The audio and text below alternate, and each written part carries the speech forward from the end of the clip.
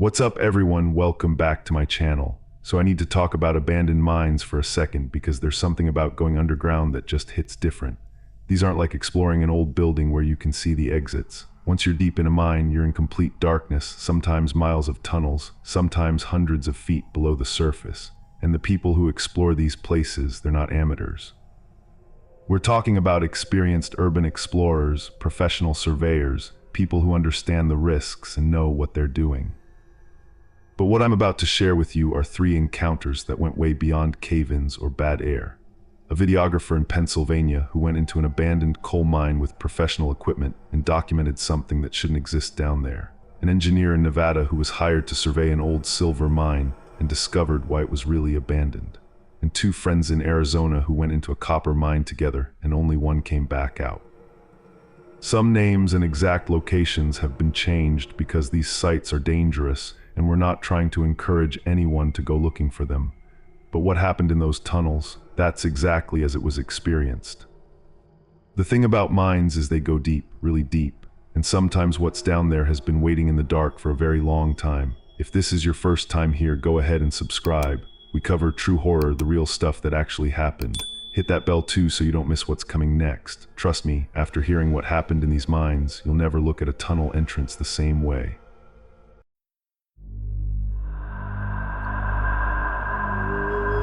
This happened in the summer of 2021. I'm Marcus Webb. I was 29 at the time, professional videographer out of Pittsburgh. I ran a YouTube channel focused on abandoned locations, had about 200,000 subscribers back then. I've been doing this for 3 years, explored over 100 abandoned sites, including a few mine entrances. I wasn't some kid with a flashlight. I had professional equipment, proper safety gear, protocols I followed religiously. I got a tip about this abandoned coal mine in rural Pennsylvania, been closed since the 1960s. Part of the old anthracite coal region, typical Appalachian mining setup. I found it through historical mining maps and the local historical society confirmed it existed. The entrance was an adit horizontal tunnel into a hillside, not a vertical shaft. I'd done my research, knew the layout from old records, had all the right equipment. Helmet cam with light, handheld LED, backup flashlight, respirator for bad air, gas detector for methane and carbon monoxide. I had chalk to mark my route, digital map on my tablet. This was standard procedure for me. I told my buddy Jake where I'd be and when I'd be back. That was my safety protocol, always had someone who knew my location and expected return time. The mine entrance was partially collapsed but accessible, surrounded by overgrown forest. There was old equipment rusting outside, rail tracks leading into darkness. It was a summer afternoon, plenty of daylight when I started. Inside, the temperature dropped immediately, you could feel it. The walls showed pick marks from hand mining, really old operation from like the 1800s probably. I'd surveyed over 100 abandoned locations by this point. I knew the risks with mines specifically, bad air, unstable ceilings, getting lost, flooding, but I also knew how to handle them. I had the equipment, I followed safety rules, I never took stupid chances. This mine looked perfect for content. Intact tunnels, old equipment still in place, interesting history. I figured I'd spend maybe 3 hours documenting it and be out before dark with some great footage. First 45 minutes went exactly as planned. I was documenting the main tunnel, finding old mining carts and tools, even a break area with lunch pails still on the shelves. According to my historical maps, the mine extended back about half a mile. At roughly 1,000 feet in, my gas detector started acting weird. It wasn't detecting bad air exactly, but the needle was jumping around for no reason. My compass was doing the same thing, spinning slowly, never settling on north.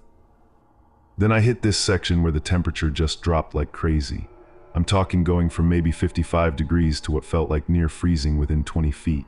I could see my breath, my hands were going numb, but 30 feet past that spot, temperature went back to normal. There was no airflow, no water, nothing that would explain that kind of localized cold. That was the first thing that felt wrong. While I was filming in a side chamber, I heard sounds from deeper in the mine. Rhythmic metal on rock sounds, like someone working with a pick and shovel. I checked my research. This mine closed in 1963, that's almost 60 years ago. I called out, "Hello, anyone there?" The sound stopped immediately. Complete silence for maybe 2 minutes. Then they started up again, but closer than before, maybe 100 feet ahead in the tunnel. My curiosity got the better of me, which looking back was stupid. I thought maybe there were other explorers or squatters in the mine. I decided to follow the sounds to warn them it was dangerous. I moved deeper and the sounds stayed ahead of me, always just around the next turn. Like whatever was making them was deliberately leading me deeper. That should have been my sign to turn around. I reached an area that wasn't on my historical map, a tunnel that shouldn't have existed. The walls looked different here, rougher, older. The tool marks didn't match modern equipment, looked like they were made with stone implements or something really primitive. That's when I found the carvings. Symbols carved into the walls, warnings maybe, tally marks, crude drawings. One of them showed stick figures running from something larger chasing them. My camera equipment started glitching. The video feed was flickering, audio had this crackling static. The working sounds ahead stopped suddenly. Instead, I heard breathing, heavy and slow, echoing from the darkness ahead. Not a human breathing pattern, too deep, too deliberate. My helmet light started dimming even though I'd put in a fresh battery that morning. In the failing light, I saw movement in the tunnel ahead. Something large, hunched over, moving along the ceiling like gravity, didn't apply to it the same way. I turned around and started walking back fast. Behind me I heard pursuit, scraping sounds along the rock, rapid movement. Whatever it was following me and gaining ground. I started running, dropped my handheld equipment so I could move faster. I could hear it behind me, breathing, moving with this unnatural speed through the tunnels. My helmet cam kept recording the whole time even though I was running. When I reviewed the footage later, you could see something in the darkness behind me. Pale, elongated limbs moving on all fours, but the proportions were wrong. I got one glimpse of the face, human-shaped but sunken, no eyes that I could see, mouth too wide. It was hunting me like I was prey. In my panic, I took a wrong turn, ended up in a section I didn't recognize. My chalk marks were gone from the walls, just vanished. The digital map showed me in an impossible location, outside the known mine boundaries. My GPS was useless underground and the compass was still spinning. I was lost in a mine complex that was bigger than any historical record indicated. Suit sounds stopped, everything went silent. Then I heard the working sounds again, but from multiple directions now. At least 3 different sources ahead of me, behind me, off to the right. They were surrounding me, coordinating. I found a small side chamber and hid in it, killed all my lights, tried not to breathe. For 20 minutes I stayed there in complete darkness. I could hear them moving past, searching. Breathing sounds, scraping sounds, occasional clicking noises like they were communicating. One of them stopped right outside where I was hiding. I felt hot breath on my face in the darkness. Something was inches away, sniffing. I stayed absolutely frozen, didn't breathe, didn't move a muscle. After what felt like forever, it moved away to keep searching. I waited another 10 minutes before I risked any movement. I turned on my light for just a second to check my surroundings. Saw fresh scratches on the walls near where I was hiding, territorial markings maybe. Also saw bones scattered in the chamber. Animal bones definitely, but some that might have been human. I'd hidden in their feeding area. I found a draft of air and followed it, praying it led to the surface. As I moved toward the air current, my lights started working properly again, but that also meant they could see me. I heard the pursuit sounds restart, multiple entities converging on my position from different tunnels. I ran full speed toward where I could see faint daylight ahead. Behind me, sounds of them chasing through the darkness. The exit I found was partially collapsed, much narrower than the entrance I'd used. I'd have to squeeze through a gap maybe 2 feet wide. Behind me I could hear them getting closer, maybe 30 seconds away. I started pushing through the gap, rocks scraping me, my equipment vest catching on a collapsed beam. I got stuck halfway through. I could see afternoon sunlight 20 feet ahead but couldn't move forward or back. I looked behind me and saw them approaching. 3 of them, pale and wrong, moving toward the collapse. They slowed when they got close to the gap, seemed hesitant about the daylight. I shed my equipment vest, sacrificed all my expensive camera gear, pulled myself through. Rocks cut my back and arms, but I got through. Crawled away from the opening, got to my feet, ran down the hillside. At the tree line I looked back. I saw pale hands and faces at the gap watching me.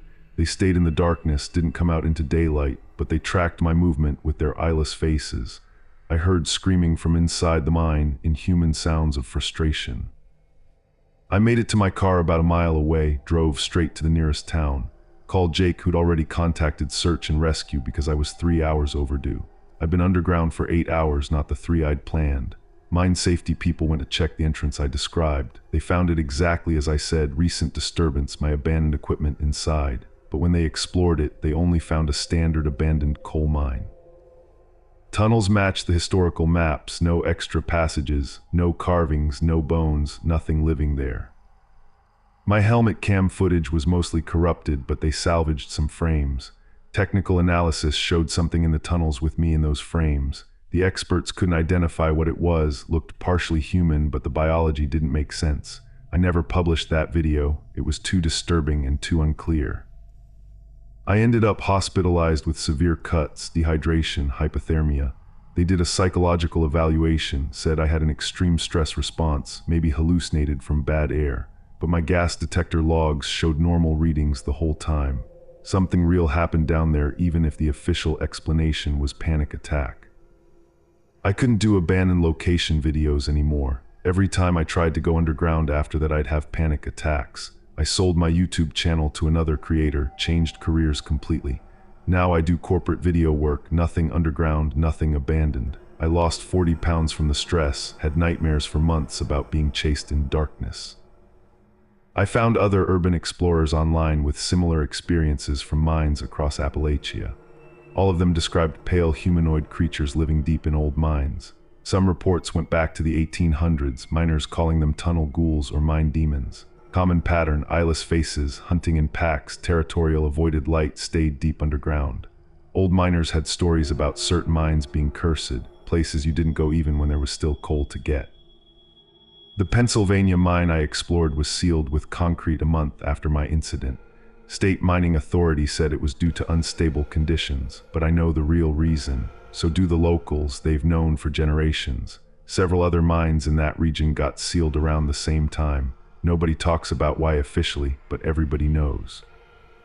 1 year later, I got a package in the mail, no return address, postmarked from the town near the mine.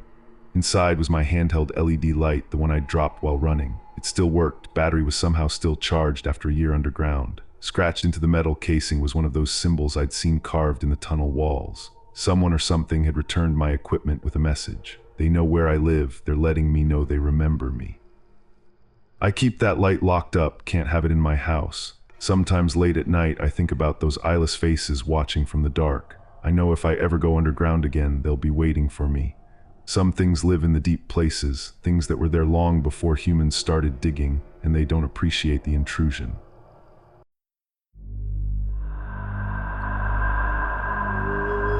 This one happened in the fall of 2019.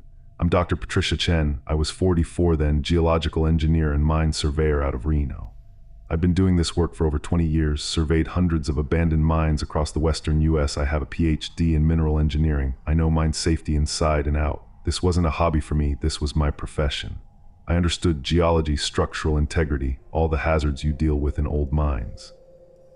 I got hired by the Nevada State Mining Authority to survey an old silver mine for hazardous site reclamation. The mine dated back to the 1870s silver boom, originally called the Lucky Strike. It was about 100 miles northeast of Reno in remote desert country. Standard job for me, assess structural integrity, identify hazards, recommend how to seal it properly. I brought my field technician Carlos with me. The plan was 3 days to survey the main shaft and known tunnels. We had all the proper equipment: laser rangefinder, digital mapping tools, air quality monitors, communication gear, the works. This was a vertical shaft mine, 200 feet straight down with a ladder to the main tunnel level. Carlos stayed topside as safety backup with communications while I went down to do the initial assessment. That's standard procedure for a small survey where one person can work more efficiently. The mine looked exactly like you'd expect from that era. Timber supports mostly rotted, but the tunnel seemed stable. You could see the different phases of mining over the decades. Pick marks from the 1870s, drilling equipment from the 1920s, electrical wiring from the 1950s. The mine had been worked on and off for almost 80 years before it was finally abandoned. I'd surveyed over 300 abandoned mines in my career. Every single one has hazards, bad air, unstable rock, hidden shafts, water intrusion, but they follow predictable patterns. Once you understand the geology and the mining history, you can read a mine like a book.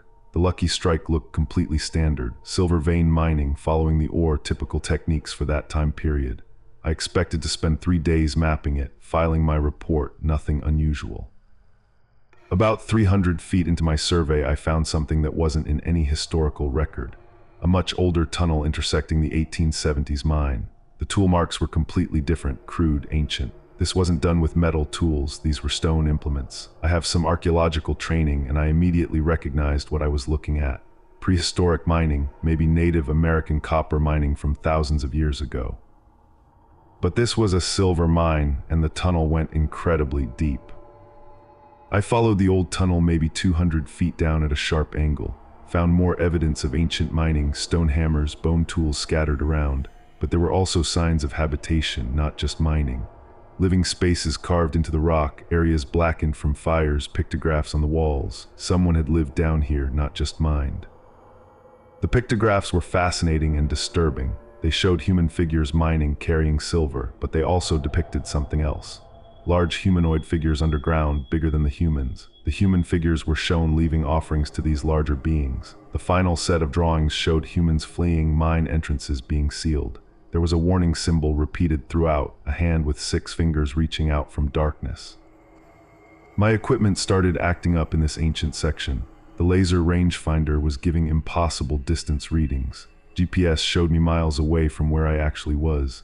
Air quality monitor showed oxygen fluctuating wildly when it should be stable. Radio contact with Carlos became garbled with static. Even my headlamp started dimming despite having fresh batteries. The ancient tunnel opened into this massive natural cavern. Not formed by mining, this was geological, created by underground water over millions of years. My failing headlamp showed the walls were covered in more pictographs, and there were structures in the cavern, crude stone buildings, walls, what looked like dwellings. Evidence of an underground civilization, people living in this cavern system. As I was documenting everything, I realized the temperature was rising. Deep underground should be cold and stable, but it kept getting warmer. The air was moving too, a current flowing deeper into the cavern. The source was a hole in the cavern floor, a shaft going even deeper. I looked down with my headlamp but couldn't see the bottom. But I saw movement down there, something large shifting in the darkness below me. My radio crackled with Carlos's panicked voice. "Dr. Chen, you need to come up now. I'm seeing movement at the shaft entrance." I asked what kind of movement. He said, "I don't know, but something came up from below and went back down. Not human. You need to get out." I turned to head back toward the modern mine. Behind me, I heard rocks falling in that deeper shaft. Something was climbing up from below. I moved fast back through the ancient tunnel. I could hear pursuit behind me, something climbing, scraping against rock, breathing heavily. I radioed Carlos to be ready to pull the ladder if I said so. He asked what was happening. I told him just be ready. Whatever was behind me wasn't trying to be quiet anymore. It was loud, deliberate, getting closer. When I reached the intersection between the ancient and modern tunnels, I saw it. Humanoid, maybe 7 feet tall, covered in mineral deposits like clay crusted over pale skin. The face was wrong, eyes adapted to complete darkness, huge pupils. Fingers were elongated, 6 on each hand like the warning pictographs. It moved confidently in total darkness, completely at home down there. It followed me to the intersection but stopped at the boundary between the tunnels. It seemed reluctant to enter the 1870s mining section, like something about it caused pain or discomfort. It made vocalizations, clicking sounds that were almost like language. Then more of them appeared, at least 3 total. They were conferring, deciding whether to continue the chase. One of them tested the modern tunnel, stepped in, recoiled like it hurt, but then it pushed through anyway, determined. The others followed. I ran full speed back toward the main shaft. They were slower in the modern tunnel, but still coming. I understood then the 1870s mining had intersected their territory, disturbed something that had been down there for thousands of years. I called Carlos as I ran, told him to pull up anything valuable and get the truck ready. He asked what was chasing me. I said I didn't know, but there were at least 3 and they weren't human. He thought I was joking. I told him I was dead serious, be ready to seal the shaft. He asked with what. I reminded him we had explosives for taking rock samples. I told him to set charges at the shaft entrance. I reached the main shaft, started climbing the 200-foot ladder as fast as I could while maintaining safety. Below me, I saw them reach the shaft bottom. They started climbing after me, moving faster than any human could. I climbed with everything I had, arms burning, lungs heaving. They were gaining maybe 50 feet below me. I could see daylight above, saw Carlos looking down. I yelled to ask if the charges were ready. He said yes, just climb. I pulled myself over the shaft edge onto the surface. Carlos helped me up and we immediately ran to safe distance. I saw pale hands reaching over the edge, one of them about to emerge into daylight. I shouted to blow it now. Carlos hit the detonator. The explosion collapsed the shaft entrance, sent debris flying everywhere. We heard screaming from below as the shaft caved in, trapping them inside. We stood there watching the collapsed shaft, both of us in shock. Carlos asked what the hell those things were. I told him I didn't know, something that's been living underground for longer than we can imagine. The Nevada Mining Authority radioed asking about the explosion. I told them the shaft was unstable, emergency closure for safety. They said I should have called first. I said there was no time, it was critical. I still had my equipment and managed to save some photos, showing the pictographs with the six-fingered warnings. Stone tools, the ancient mining evidence, but most of my digital files were corrupted. No clear photos of the entities, just blurred shapes. The authorities sent a team to assess the situation. They found the shaft collapsed exactly as I reported, but they questioned why emergency closure was necessary. I told them about structural instability, didn't mention the entities. Carlos backed my story. We both knew telling the truth would end our careers. I filed my report saying the mine was extremely hazardous and needed immediate sealing, recommended concrete barriers and fencing, mentioned discovering older mining operations with possible archaeological significance, but I left out everything about the entities and the underground civilization. The report was accepted. Mine was sealed permanently within 2 weeks. I couldn't continue survey work after that. Every mine I entered afterward, I was terrified, had panic attacks underground, had to be pulled out of 2 sites. I took medical leave and eventually quit. Now I teach at university, haven't been in a mine in 3 years. Can't do it anymore, the fear is too strong. I spent months researching after it happened, found a pattern of Nevada mines that closed suddenly with minimal explanation. Many silver mines in that region shut down quickly in the 1800s and 1900s. Miners' accounts from that era mentioned devils in the deep earth. Native American oral traditions spoke of underground people who lived there before humans. Tribes had strict taboos about disturbing certain areas, places you weren't supposed to dig. My theory is that those entities were remnants of some prehistoric underground species. They adapted to subterranean life over thousands or millions of years, lived in natural cavern systems throughout the western mountains. When humans started mining, we intersected their territory. The pictographs showed ancient people knew about them, maybe had treaties or left offerings to keep peace. Modern mining disrupted those old boundaries. I had potential evidence of an unknown hominid species. The discovery would revolutionize anthropology and biology, but if their existence became known, mining companies would want to capture them, government would want to study them, military might get involved. They'd be hunted and their habitat destroyed. They'd survived for eons by staying hidden underground. I decided I couldn't be the one to expose them. I showed the evidence only to Carlos. We both agreed to keep silent, understood the discovery was too dangerous to share. Those entities deserved to be left alone. We were the invaders in their world, not the other way around. Some things are more important than scientific recognition. The Lucky Strike mine stays sealed, area is fenced and posted as hazardous, but I monitor reports of other mine incidents in the region. Found 3 more sudden closures in the past year alone, all with vague safety concerns as the explanation.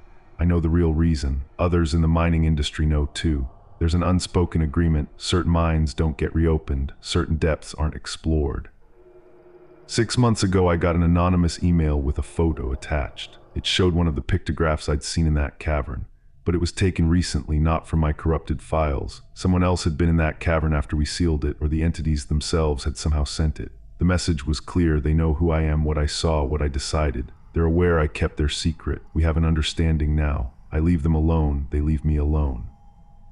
But sometimes late at night, I think about that deeper shaft in the cavern floor, the one going down past where we explored.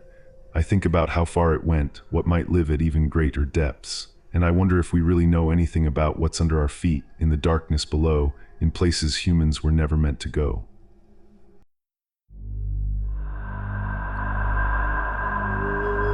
This happened in the spring of 2023. I'm Jake Morrison, 25, software developer out of Phoenix. This story is about my best friend Tyler and me, and how I lost him in an abandoned copper mine. Tyler and I had been best friends since college, lived together, worked at the same tech company. We'd been exploring abandoned places together for about 3 years, maybe 30 or 40 sites. Old hospitals, factories, a few mine entrances, though we'd never gone deep into one. It was our thing, our shared hobby, how we bonded. We found this abandoned copper mine online, up in the mountains northeast of Phoenix. It was from the early 1900s copper boom, closed in the 1940s. The entrance was horizontal and at tunnel, not too deep according to what we read. We planned it as a Saturday day trip, hike in, explore for a couple hours, hike out. We brought basic gear, flashlights, helmets, water, rope, first aid kit. We weren't professionals, but we'd done this enough to know the basics. We told Tyler's girlfriend when we'd be back. This was supposed to be a celebration trip. Tyler had just gotten engaged, I'd gotten a promotion. We wanted one more adventure together before wedding planning took over his life. It was May, hot as hell in the desert, 95 degrees outside. The hike to the mine was about 2 miles from where we parked. The entrance was in a canyon wall, partially hidden by rockfall. Inside it was immediately cooler, which felt amazing after the desert heat. The tunnel looked like classic early 1900s mining. Timber supports, old rail tracks, side chambers. We spent the first hour taking photos of equipment we found, ore carts, tools, lunch pails, even old boots. The tunnel extended back maybe 800 feet with several branches. At the end of the main tunnel we found something that wasn't in any online report. Someone had cleared a recent rockfall, opened a passage to deeper sections. You could see fresh tool marks, modern work. Tyler wanted to keep going, check out what was back there. I was hesitant, but he convinced me.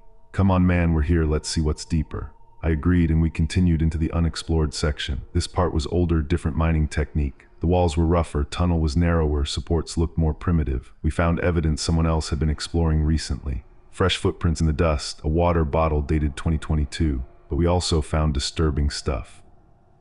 Scratch marks on the walls that looked like claws, symbols carved into timber supports that didn't match any mining notation. The tunnel forked ahead, both passages looked interesting. Tyler suggested we split up, cover more ground, meet back in 20 minutes. I told him that was a bad idea, we should stay together. He said we weren't going to get lost, just 20 minutes to check things out. Against my better judgment, I agreed. Tyler took the left fork, I took the right. Last thing he said was, whoever finds the coolest stuff wins. That was Tyler, always making everything into a competition. I explored my tunnel for about 10 minutes. It dead-ended in a collapse, nothing interesting. I checked my watch, 15 minutes since we split, and headed back to the meeting point. Tyler wasn't there yet. I waited. 25 minutes, 30 minutes, no Tyler. I started calling out his name, no response. After 40 minutes, I went into the left fork looking for him. I found his water bottle on the ground maybe 200 feet in.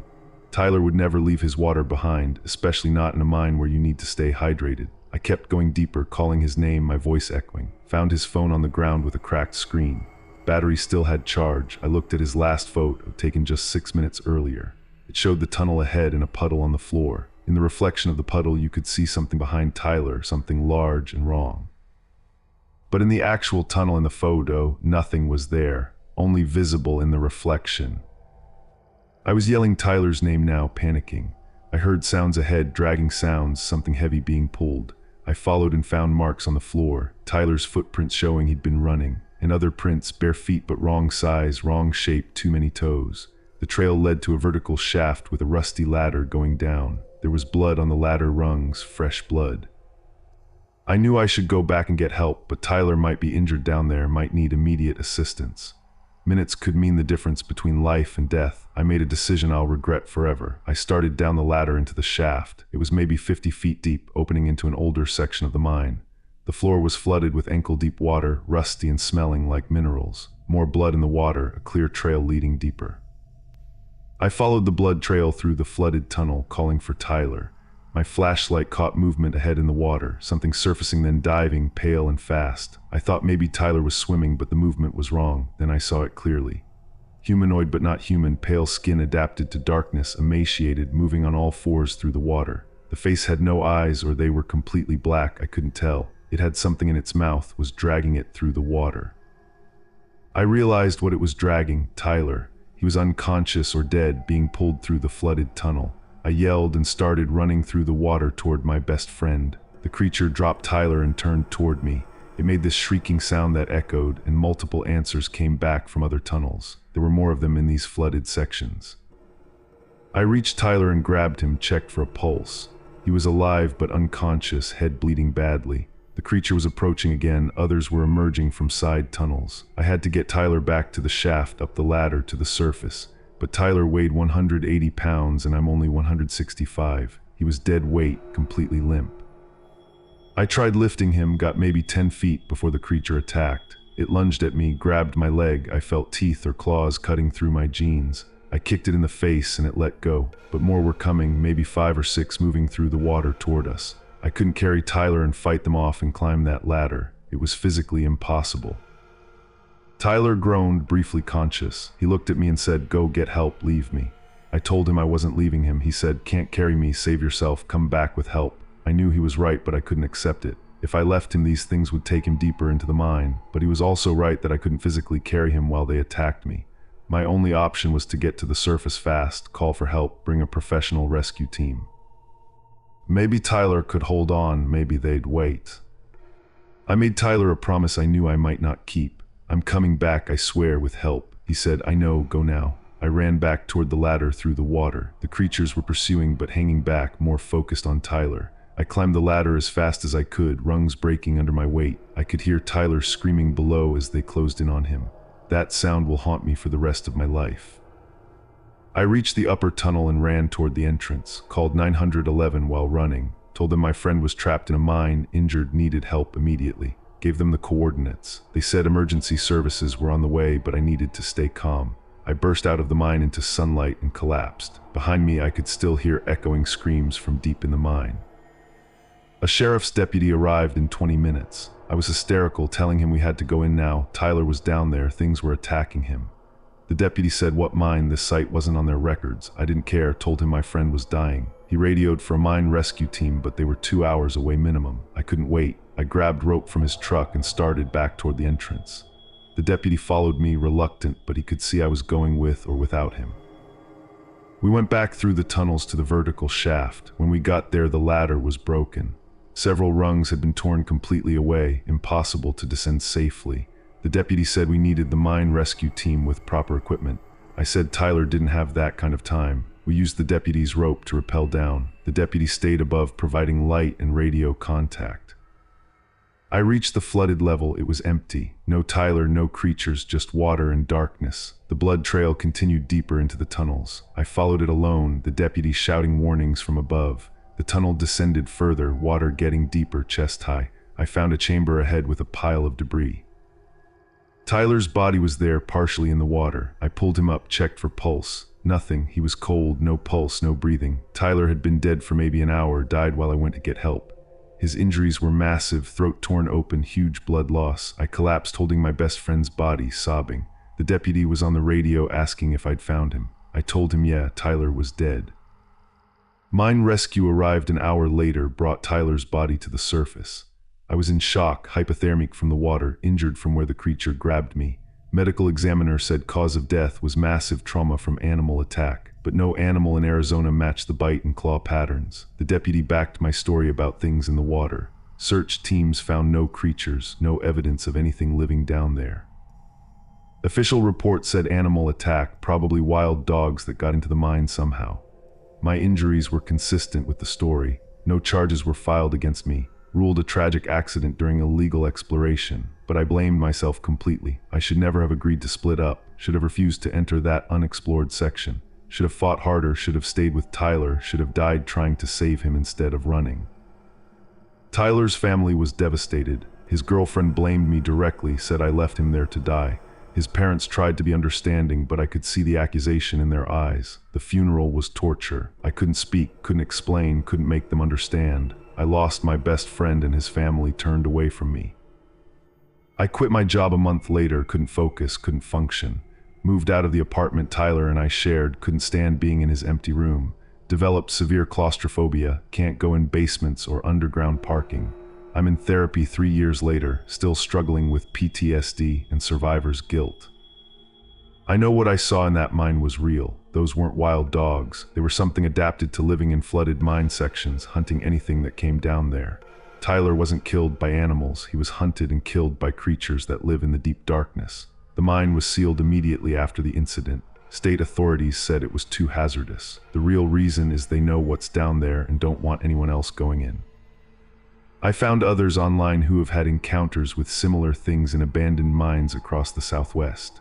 All of them were labeled crazy, all dismissed, but we know the truth. We support each other, try to warn people, but most don't listen. I share Tyler's story as a warning. Never explore mines, never split up, never go without proper backup. Most people think I'm making it up or was high that day. I visit Tyler's grave every year on his birthday. Bring beer like we used to share, talk to him, apologize over and over.